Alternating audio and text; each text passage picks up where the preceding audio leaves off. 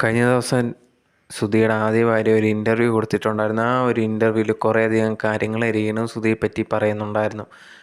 രേണു സുധിയാണ് തൻ്റെ ജീവിതം തകർത്തിയെന്നും സുധിയായിട്ട് നല്ല രീതിയിൽ പൊയ്ക്കൊണ്ടിരുന്നതാണെന്നും പെട്ടെന്ന് ഒരു ദിവസമാണ് രേണു സുധിയുമായിട്ടുള്ള കാര്യം താൻ അറിയുന്നതെന്നൊക്കെ പറഞ്ഞിട്ട് ആ ഒരു ഇൻ്റർവ്യൂവിൽ ഫുള്ളായിട്ടുള്ള ഡീറ്റെയിൽസും കാര്യങ്ങളും പറയുന്നുണ്ട്.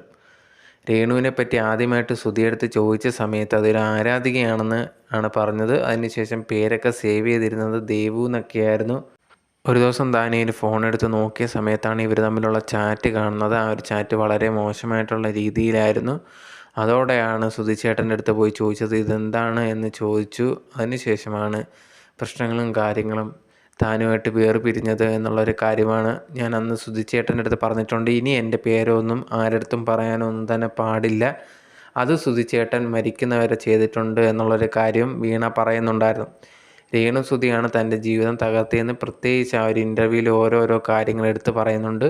ഇതുപോലെ തന്നെ തന്നെ പറ്റി വ്യാജമായിട്ടുള്ള പ്രചരണങ്ങളെല്ലാം നടത്തിയ കാര്യം രേണു സുധി ആണ് അത് ചെയ്തതെന്നും വീണ പറയുന്നുണ്ട്.